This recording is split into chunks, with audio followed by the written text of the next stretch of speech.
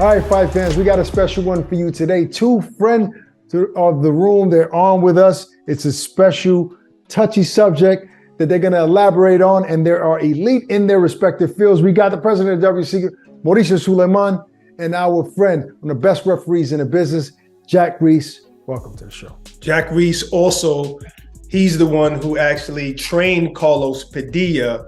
So if there's any issues with his ruling, we're going to speak to Jack about it. That's why we got him here today. Right. And Carlos Padilla Jr. is his name exactly. And he put something out there and it was laughable to him. And it was regarding a Pacquiao fight. Barack, I mean, you were really passionate about this story. You know what I mean? Yes. You hit me up about it and you say, yo, we got to get Jack and Mauricio on. I want you to bring us in on this and why it meant so much to you. To give a little context, first of all, yes, this was 20 some odd years ago, but it just gives boxing a black eye, especially when you have so many people like Mauricio, like Jack Reiss, who've been toiling in this sport for so many years and they're giving their best efforts. Now, when you talk about a referee doing an interview and laughing about how he gave Manny Pacquiao a long count. Now, Manny Pacquiao beat the count, but he gave him a long count. He knew how to drag it out 17, 18 seconds to see if Manny Pacquiao can recover. But bigger than that was that he ruled a punch. He ruled a cut that was over the eye of Hussein. He ruled it caused by a punch, and it was really caused by a headbutt. And that was the reason the fight was stopped in the 10th round. So, you know, we could have went to the cards. Maybe Padilla could have won. Would he have been champion? Maybe not. That's not the case. The case is this is real life corruption, and we had to speak to you guys about it. I want to go to you, Jack Reiss, first, since you are a ref. What are your thoughts when you see something like this? Well, I appreciate you giving me the opportunity to speak, especially with you guys and the great Mauricio Sulaiman. I value this very much. I also want to say I didn't train Carlos Padilla. He's 25 years older than me, so people don't really believe that. And I want to say that I do not know everything. The way I do things doesn't mean anybody else has to do them that way. And I would like to give you my perspective on it. I really wish you would have asked Mauricio first, because Padilla insulted the WBC by insinuating that he inferred that he was told to do this, which I believe is totally incorrect. We're getting there. I've never been asked to do anything like that, especially by the WBC. So I want to start that. So let me just get a little background going. Pacquiao-Hussein fight, like you said, it was actually 22 years ago, 10/14/2000. So Carlos Padilla right now is probably at least 85 years old. He did his last fight in 2000, right? A few fights after that. Yes. So my first question is, what is his current cognitive ability? Is he having some kind of cognitive problems? Is that why he said these things? Or is he feeling he needs attention? He's looking for attention? It was a little bit too detailed, you know, too detailed about many parts of that particular fight for me to say, all right, this is a mental health issue or something like that. It was too detailed. I think this really probably was his thought pattern back then. And that's the crime right there. You just define it. In fact, to further identify the crime, you already defined the first one, which was actually happened second with the headbutt that he ruled a punch. That's definitely a crime. But the other crime in this thing is you got to go back in the day to how referees assessed, or actually what they did after a knockdown. Back in the day, 20, 30, and 40 years ago, a guy went down, the guy got up. If they reached 8 and he was on his feet, the referee would grab the fighter's gloves, wipe the fighter's gloves, and they would say, go. And what we learned is 95% of the fighters, when it was done that way, they got knocked out after they got let go. And through the WBC and the amazing safety and things that they profess, and they were always investigating, and other entities as well, everybody determined that that's not working. It's not good. Fighters are getting hurt. And it's changed now from just count to 8, wipe their gloves and go. The count when a guy gets knocked down is now 2 parts. There's a 10 count that the fighter has to be up on his feet before 10. And then there's a whole second part to it which is assess the fighter to determine if that fighter has the ability to intelligently defend himself once you say box. And he has to do that by demonstrating to the referee and everybody else that he has that ability. So the crime in this is not that the whole incident took 20 seconds. The crime in this is that Padilla took 16 seconds to get to his 8 count. That's what he stretched out. So just to give you I watched it again and again today before I was coming on. Padilla got to the count of 6 and Manny was rising. But Padilla was actually at 11 seconds when Manny was rising. And by the time Padilla said 8, it was 16 seconds. Okay? So you Can I ask you something, Jack? I know sure. I know that as soon as the fighter falls, the referee outside of the ring starts counting. Maybe that wasn't the case back then, but I know that that's the case now. So if that's the case and the referee is already at 1, 2, and you're supposed to pick up that count as the referee inside the ring, how can that happen?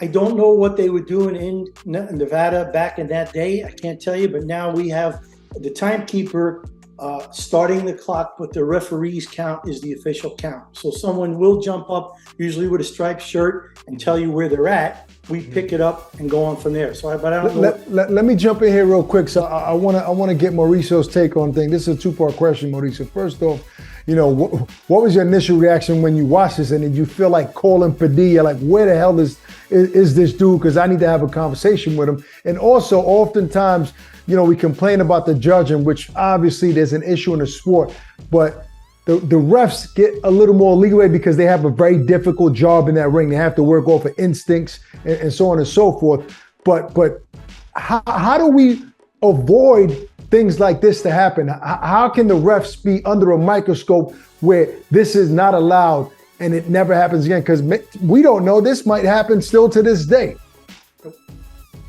Well, first, I have bad news for you. It would be very easy for me to right now say he's guilty and absolutely, and it's a disgrace, and just simply go with the popular demand, because this has become an outrage with absolute serious concern of many people. And the easy thing would be to say, yes, you're right, and blah, blah, blah, blah, blah. Right. I agree with a few things that Jack just said about Mr. Padilla's age, the attention. He has not been in the limelight for many years. We have not heard of Carlos Padilla in so many great fights that happened in Las Vegas, many years. We saw him at the Hall of Fame induction in Nevada, and we do many interviews. Anytime there's a possibility, we get recordings, and we get people to talk and to tell anecdotes, to talk. Many times they say whatever they say. This one I had not watched, and I got a call from Jeff Fenech, and he said, "What is this? Blah blah blah." And I said, "What are you? I don't know what you're talking about." So he sent me those minutes where the matter is discussed, and that's what I have seen.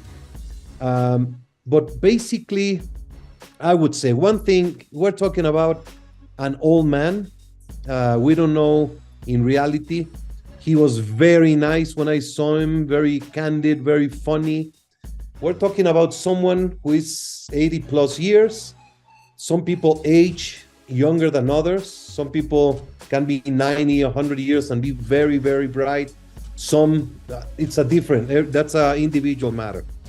I'm not gonna justify anything. I am a true believer that he's kind of joking on his own personal way of cultural, making like a parody. I don't know if that's a correct word. Right. It would be. If that's the case, it would be. He was a sensational referee. He was known when he did the Thrill in Manila. That's when he became known to the world. He then moved to Las Vegas, did so many great fights. Salvador Sanchez, Wilfredo Gomez, many great fights. He was known by the hitting the gloves when they were holding.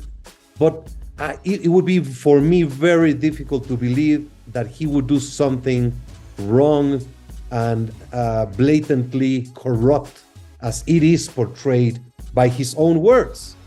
How stupid you have to be if you did something wrong, if you did something on purpose to say it like that. So I have that concern. I have created a committee to do an absolute thorough research on the specifics. Talk to him, review the fight. I just saw the fight, and he was knocked down, and he was up. I mean, he was Manny was hit, and he went down, but he was up. And if you recall the very famous Tyson Douglas long count. Yes. Right. Yes. I mean, I don't know if Padilla is a referee that takes the count from the timekeeper or not. We are going to investigate that.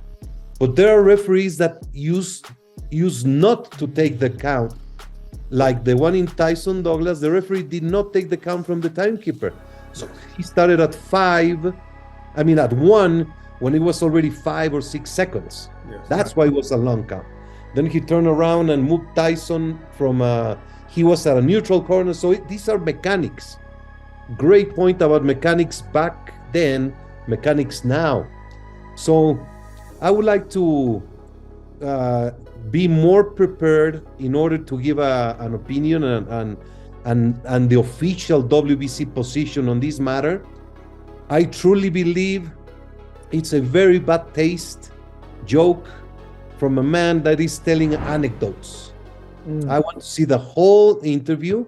I believe he talked about different topics, and he was just saying things about anecdotes and how boxing is, etc., etc. But if I'm not mistaken, Barack, he did say that he was told by the WBC to do this, right? No, he was told by the WBC that this is a very, very important fight for Manny Pacquiao, and that's insinuating something. So he was insinuating, that's insinuating something. That's ridiculous, because Manny Pacquiao then, if you compare Manny Pacquiao to what he eventually became, you can make a statement, he's very important, protect him. First of all, it's ridiculous. We have never whatsoever, when we talk to ring officials, it's to demand impartiality, full concentration, correct mechanics, etc., etc. So, those reading between the lines, and especially, I think it's all a very unfortunate comment from someone who has been retired, someone who might miss the limelight, and he had an opportunity to talk once again. Right. I don't think he has been interviewed in maybe 20 years. And at that point, Manny Pacquiao wasn't who he is today, or nowhere near it. So in theory, if it was an important guy in the sport that you have to protect, he wasn't that guy then.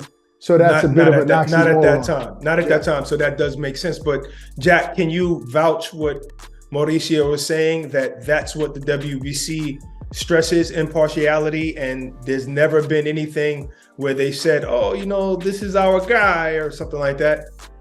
That is so far-fetched from the truth. They have nothing, and all the other sanctioning bodies that I worked for in between, especially the WBC, has never inferred or asked you to do anything but just do your best job and be fair and make sure the fighters are safe. I would like to say one more thing. I never got to where I was going with this, but I was going to say, if he was serious and if he really did this, that first thing makes the first crime that was committed. And this, if he meant it, if he was serious. And the second part of it is where Manny was in trouble after the knockdown and he was trying to survive. He tried to run, the other guy, Hussein, caught up to him. So Manny went into let me hold mode, and they ended up in a wrestling match, and it got ugly, it got dirty. Hussein was dirty, threw a few elbows. And then if he was doing it on purpose, he actually gave another 13 or 14 seconds of rest to Manny and took that point. And at that point, you could see a change. Manny had recovered well enough that he boxed his way out of the rest of the round. So if Padilla was serious that he really did this on purpose, those are the two things, and the headbutt you need to address. But if it's a parody, like Mauricio's saying, then he was just the normal way of doing business back 22 years ago. You got to read between the lines, like Mauricio said, and first determine why this was said and why it was done. And to answer you, Brock, or I can't remember who asked Mauricio, you cannot absolutely cannot get away with this today, because we, the promoters, the sanctioning bodies, the commissions, and every single official is under 100 times more scrutiny than they were 22 years ago and beyond, because of social media. Everybody has a camera, and every fight is on air, on the internet, before the referee steps out of the ring. They have 65 different angles. Too many ways to catch it. Too many ways to catch it. That fight back then, I'm sure I never saw it. Right. Today you get to watch action from all over the world next day or live. Yeah. At that time, I'm serious. When Jeff called me it was a surprise. Then I watched the interview, and it was a surprise. And I've been watching pieces of the fight, but it's a matter. I promise that we have formed a committee, and we're gonna really look into it. But I have this absolute feeling and trust, because I know Mr. Padilla, and I saw many years of what he did in the ring, and he was at that time at the end of his career, and today he is just simply a man thinking about getting some credibility, some shine. Well, let's not give him any more shine, all right? We gave him enough shine today. I got a question for you. I have to ask you, Reiss, while I'm here, but first I want to ask Mauricio. I know you know about what's going on with the drama with Canelo Alvarez and Messi about the jersey situation. So we have to get your take, because you're a prideful Mexican. Was that disrespectful? Did Messi disrespect the country of Mexico by having the jersey on the floor while he was taking his shoes off? Whose side are you on here? Absolutely not. I'm sorry. I'm led to believe that Canelo did not see the video or the picture, and he was just told that something had happened. People love to make dramas and get a lot of postings and likes and comments. If you do controversy, that's what happens. I saw the video, and when you get you exchange your shirt with your contrary team. Oh, that's right. You get a very sweaty shirt. That's right. And what they do, they put it on the floor, put it on somewhere. Yes. These are stadiums that you don't know. So Messi had it, and there are Argentinian jerseys also on the floor. So the jersey was on the floor, and he's trying to take out his cleat. That's when he moves his feet and just touches the shirt that way.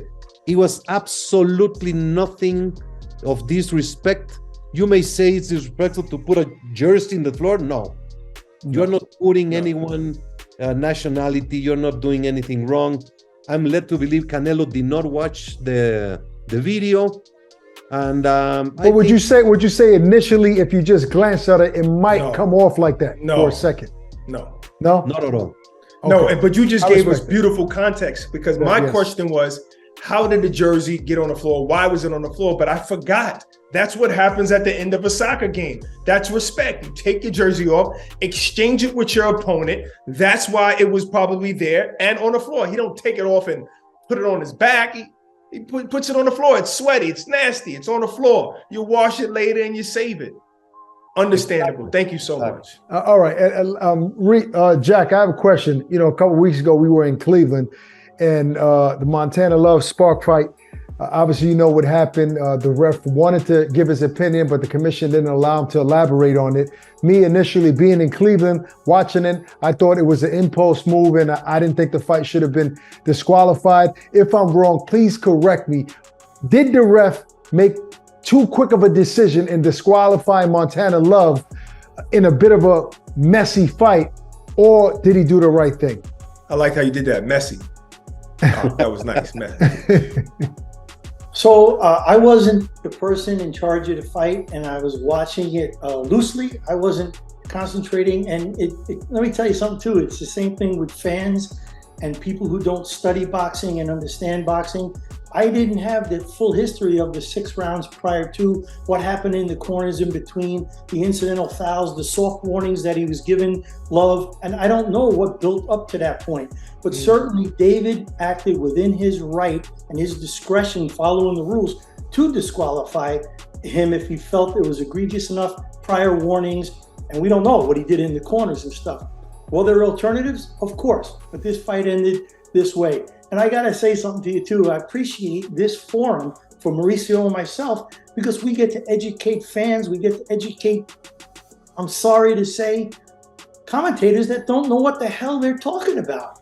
Listen, if you eat out 3 times a week in a restaurant, you might be able to recognize what good food is, but you're not a chef. You don't know the ingredients within the amount of the ingredients, the amount of time you cook each ingredient. You got to study boxing to understand boxing. Barack, can you back up what I said by what you took away from the Soul Arbiter course? 100%. You got to study this sport. 100%. It's not something watching makes you understand, especially this. Camera angles change. Camera angles change. You miss so much of the action watching stuff on TV. You don't, and sometimes they only show from the waist up. Guy gets hit, but his foot was stepped on, and you never see it till the replay for 40 seconds later. When you're live, when you're ringside, it's a whole different ballgame. You know, I'll tell you what, I always learn something when talking to both of you. So I appreciate the time. I learned from Mauricio what happens in soccer rooms, dressing rooms before and after games or whatever. But in reality, this is last minute. I appreciate you guys taking the time and educating our fans. Much love to both of you as always. Thanks for joining us. Good to you. God bless. Again, bless thank you, you brother. for having me. Take Love care. you guys. Yeah, Love you back, brother. Take it easy. Bye-bye. Introducing the new DAZN Boxing Show podcast. No matter the time or the place, getting your boxing content has become easier than ever. Tune in as we give you exclusive insights, predictions, fight night recaps, and more alongside the biggest names in the game. All for free. Available globally every Thursday across all audio streaming platforms, and with new episodes dropping weekly to give you the latest news. Just type in the DAZN Boxing Show podcast, listen in, and enjoy.